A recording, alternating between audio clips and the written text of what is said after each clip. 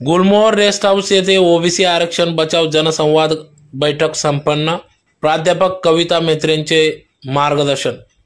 याबाबत वृत्त असे की आज दिनांक 25 सप्टेंबर 2024 रोजी सकाळी 11 वाजता धुळे शहरातील गुलमोहर विश्रामगृह या ठिकाणी येथील सभागृहात ओबीसी आरक्षण बचाव जनसंवाद ओबीसी समाजाच्या न्याय हक्कासाठी या ठिकाणी जनसंवाद या ठिकाणी घेण्यात आला, ज्यात प्रामुख्याने या कार्यक्रमाचे आयोजन माजी नगरसेवक दिलीपाप्पा देवरे, संदेशनामा संपादक ज्ञानेश्वर माडी यांनी या कार्यक्रमाचे आयोजन केले होते। तर ओबीसी आरक्षण बचाव आंदोलन धुळे सर्व पदाधिकारी या ठिकाणी उपस्थित होते। तर यावेळेस मी सावित्री ज्योतिराव फुले या गाजलेल्या एकपात्री नाटिका प्रयोगाच्या सादरकर्त्या माजी नगरसेवक प्राध्यापक कविता मेत्रे यांनी या ठिकाणी सखोल असे मार्गदर्शन केले।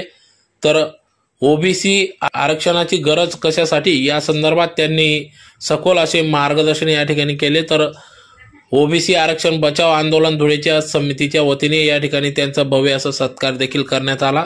तर या प्रसंगी या ठिकाणी माजी नगरसेवक दिलीपाप्पा देवरे, संदेशनामा संपादक Dnyaneshwar Madi, Rajesh Bagol, B N Birari, Arvind Nikam, Ashfaq Shaikh sir, doctor Sushil Kumar Mahajan, Vilasrao Madi, Harishchandra रेंडे, Rajendra Chaudhari, प्राध्यापक टीएस अहिरे आदी सर्वच मान्यवर पदाधिकाऱ्यांच्या उपस्थितीत सदर हा कार्यक्रम ओबीसी आरक्षण बचाव जनसंवाद कार्यक्रम या ठिकाणी पार पडला। त्यांची एनजीओ नाही ना, त्यांचं अंतिम ध्येय राजकीय पक्षाचं सत्ता स्थापन करण्याचं। जर सत्ताच येणार नसेल तर काय करणार? तर कविता मेत्रेवर खूप प्रेम आहे हो, पण कविता मेत्रे जिंकणारी कॅन्डिडेट आहे का? म्हणून जिंकणारं कॅन्डिडेट व्हावं लागेल, जिंकणारा आम्हाला कॅन्डिडेट व्हावं लागेल। म्हणजे मसवडमध्ये कविता मेत्रेला घेतल्याशिवाय राजकारण होत नाही, ते व्हायला पाहिजे याच्यासाठी मी प्रयत्न केलेत ना। माझं नाव तिथं असायलाच पाहिजे, बरोबर का? ते नसेल तर मग आम्ही कसं, आणि त्यांनी तुकडा टाकायचा ना, आपण कसं काय होणार आहे ते? आणि कुणी सांगितले आम्हाला जन्म कुठं घालवायला? कारण आपण तयार करायचे ते।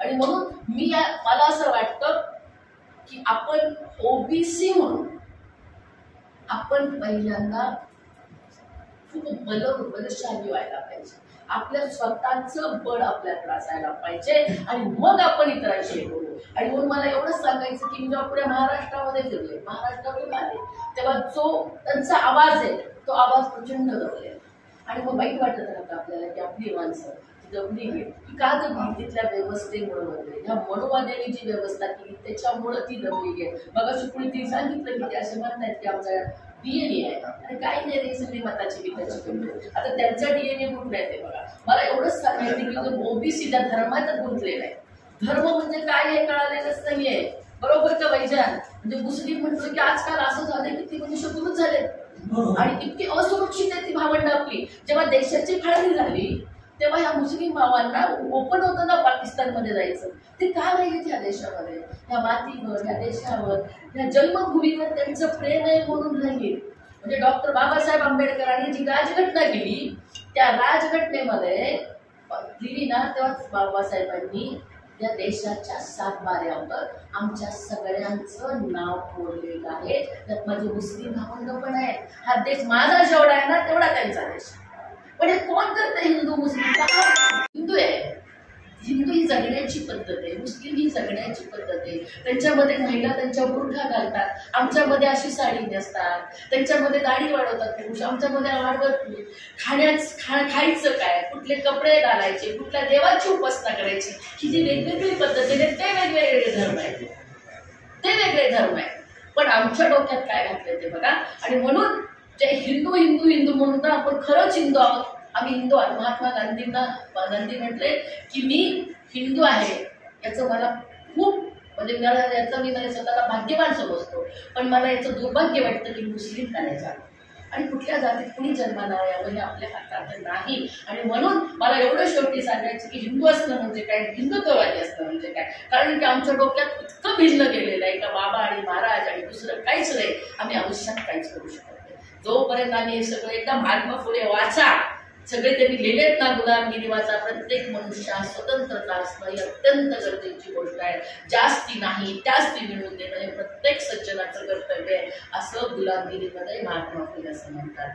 ती गुलामगिरी त्यांनी ते वर्ण देश अमेरिकेमध्ये असतो ना, काळे आणि गोरे, तिथल्या त्या काळ्यांना अर्पण केलेले. म्हणजे हा जागतिक पातळीचं नेतृत्व आहे, हे जागतिक पातळीचं जाती धर्माच्या पलीकडे पोहोचलेलं. ज्या हिंदूचा आम्हाला अभिमान वाटतो ना, तो हिंदू मी सांगते काय असतो. हिंदू आमचे महात्मा फुले हिंदू होते, त्यांना मारेकरी ज्यांनी पाठवले ना ते हिंदुत्ववादी होते. आमच्या सावित्रीबाई फुले हिंदूच होत्या, पण त्यांच्या अंगावर शेण मारा आणि दगड मारा टाकणारे हिंदुत्ववादी होते. छत्रपती शिवाजी महाराज हिंदू होते, पण त्यांना त्यांचा राज्याभिषेक नाकारणारे हिंदुत्ववादी होते. छत्रपती शिवाजी महाराज हिंदूच होते, त्यांना मारणारे हिंदुत्ववादी होते. कशाने माहिती तरी आम्हाला सांगितलं गुडघे रोग झाला, तर गुडघे रोग आहे का वैद्यकशास्त्रामध्ये कुठं? नाहीये ना.